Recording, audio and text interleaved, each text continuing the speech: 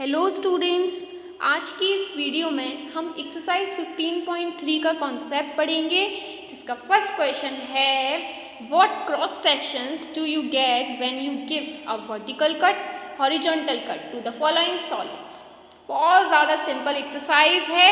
इसमें क्या करना है, आपको 3D फिगर्स को कट करना है। आपको या तो उसको वर्टिकली कट करना है, ठीक है, या फिर हॉरिजॉन्टली कट करना है। ठीक, आप जब उसको वर्टिकली कट करोगे तो जो फेस आएगा उस फेस को हम उसका क्रॉस सेक्शन कहेंगे, और जब आप उसको हॉरिजॉन्टली कट करोगे तो जो फेस आएगा उसको हम उसका सीधे सीधे हॉरिजॉन्टल कट करने पर क्रॉस सेक्शन कहेंगे। ठीक है, बहुत ज़्यादा इजी है। जैसे आप एक ब्रिक को देखो, ब्रिक क्या है, ये एक ईंट है। ठीक है, आपने उस ईंट को बिल्कुल सीधा काटा, देखो ये सिर्फ लाइन है, ये लाइन इसको इस तरह से काट रही है, तो ये एक टुकड़ा बन गया और ये एक टुकड़ा बन गया। और इस 3D फिगर को कट करने के बाद, वर्टिकली कट करने के बाद ये वाला फेस आया, तो ये फेस इसका क्रॉस सेक्शन हो गया। बहुत ज़्यादा इजी एक्सरसाइज है, आप इसे आसानी से कर सकते हैं। अब देखिए, अब आप ब्रिक को ही हॉरिजॉन्टली कट होते देखिए। इस ब्रिक को जब आपने हॉरिजॉन्टली काटा, ठीक है, हॉरिजॉन्टली काटा, तो फिर क्या होगा बच्चों, तो फिर ये ब्रिक कुछ इस तरह से इन पार्ट्स में टूट जाएगी, ये ऊपर वाला और ये नीचे वाला पोर्शन। फिर कौन सा फेस आया काटने के बाद, 3D फिगर को कट करने के बाद जो फेस आता है उसी को उसका क्रॉस सेक्शन कहते हैं। तो बच्चों यहाँ पर क्रॉस सेक्शन क्या आया, ये वाला फेस, तो ये फेस हो गया इसका क्रॉस सेक्शन। समझ में आया अच्छे से? आगे देखो, जल्दी जल्दी देखते चलो। अ राउंड एप्पल, राउंड मतलब बिल्कुल गोल एप्पल, तो गोल एप्पल को आपने काटा, वर्टिकली का मतलब बिल्कुल सीधा इस तरह से काटना है। ठीक, वर्टिकली जब आप इसे काटेंगे तो ये इस तरह से दो पार्ट्स में डिवाइड हो जाएगा। ठीक, अब 3D फिगर को काटने के बाद जो अंदर फेस आता है उस फेस को हम उसका क्रॉस सेक्शन कहते हैं। तो इसका क्रॉस सेक्शन जो हो गया वो एक सर्कुलर होगा। क्यों? क्योंकि ये 3D फिगर है भाई। कभी भी कोई बॉल को काट कर देखना, अंदर एक सर्कल आएगा। ठीक है, तो चलो आगे देखो, इसी फिगर को अगर हॉरिजॉन्टली काटा तो तब भी एक सर्कल आएगा। देखो हॉरिजॉन्टली बिल्कुल लिटा के काटा, ठीक है। जैसे आप नींबू को एग्जाम्पल ले सकते हैं। नींबू को आप वर्टिकली काटें, ठीक है, तो भी एक सर्कुलर बन जाएगा, सर्कुलर फेस आ जाएगा ना, जो फेस आएगा वो सर्कुलर आएगा। अच्छा, अगर आप नींबू को हॉरिजॉन्टली काटें तो वो नींबू का जो फेस आएगा वो सर्कुलर आएगा। कितना आसान है एग्जाम्पल। आगे देखो, एक डाई, डाई का मतलब क्या, जो पासा होता है जिससे आप लूडो खेलते हैं, तो उसी डाई को अगर आप वर्टिकली काटते हैं तो इस तरह से आपको एक फेस ये मिलेगा, एक फेस इसके पीछे होगा।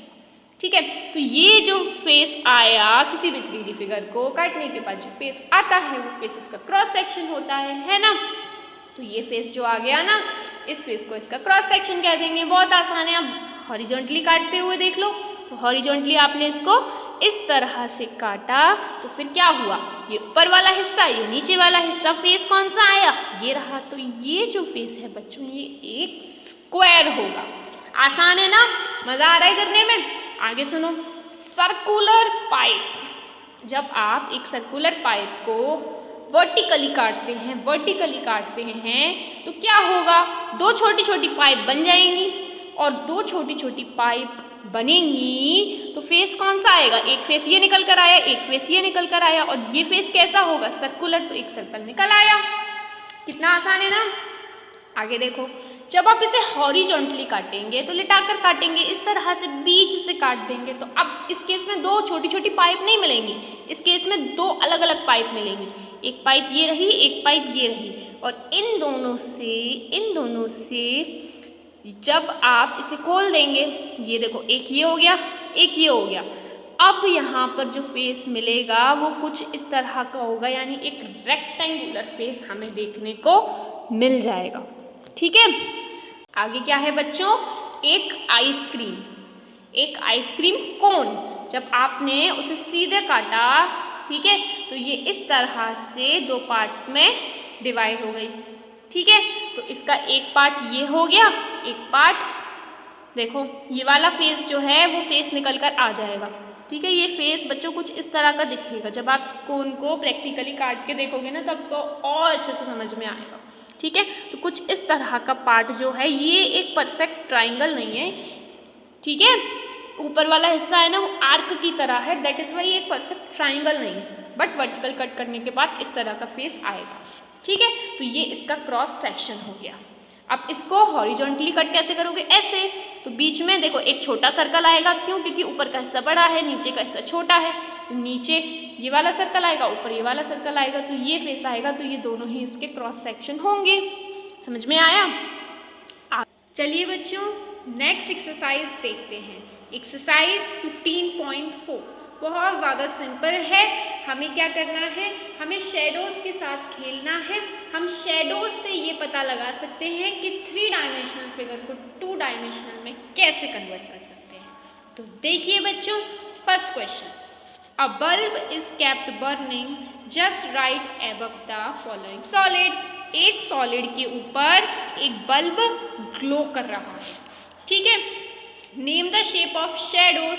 अब बल्ब ऊपर की तरफ ग्लो कर रहा है ना, ऊपर की तरफ ग्लो कर रहा है। अब नीचे ऑब्जेक्ट रखा है तो ऑफकोर्स शेडो बनेगी। तो बच्चों ये यहाँ शेडो बन गई, और शेडो किस शेप की है आपको उसका नाम बताना है, ठीक है। और साथ ही ये एक रफ स्केच भी बनाना है, ठीक है, जिसमें आप शेडो को दिखाएंगे कि किस तरह से बल्ब रखा हुआ है, किस तरह से ऑब्जेक्ट से शेडो बन रही है, ठीक है।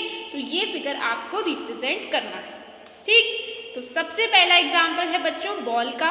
ये बल्ब है, यहाँ पर एक बॉल रखी हुई है, इस बल्ब की लाइट इस पर पड़ी, इसकी वजह से ये शेडो बन गई, ठीक है। और ये शेडो का शेप कौन सा है, तो बच्चों ये जो शेडो है इसकी शेप सर्कुलर होगी, ठीक। नेक्स्ट देखते हैं। नेक्स्ट बच्चों ये एक सिलेंड्रिकल पाइप है। जब हमने सिलेंड्रिकल पाइप के ऊपर बल्ब रखा तो शेडो किस प्रकार बनेगी, देखिए ये सिलेंड्रिकल पाइप है। जब आपने इसके ऊपर एक बल्ब रखा तो फिर बल्ब जैसे ही ग्लो किया तो यहाँ पर एक शेडो बन गई, और इस शेडो की शेप क्या है, ये एक रेक्टेंगल शेप में है। कौन सी शेप में है, रेक्टेंगल शेप में। आगे देखिए बच्चों, ये एक बुक है। इस बुक को जब आपने रखा एक बल्ब के, इस बुक के ऊपर जब आपने एक बल्ब रखा तो देखिए बच्चों शेडो कौन सी बनेगी, रेक्टेंगुलर। समझ में आया? तो चलो अब सेकंड देखते हैं। ये एक्सरसाइज बहुत ज़्यादा इजी है ना। Here are some shadows of 3D objects. कुछ 3D ऑब्जेक्ट्स हैं, उनकी शेडोज दे रखी है, ठीक है। पिछले वाले में हमें ऑब्जेक्ट्स दे रखे थे, हमें उनकी शेडो बतानी थी कौन सी शेप की है, ठीक है।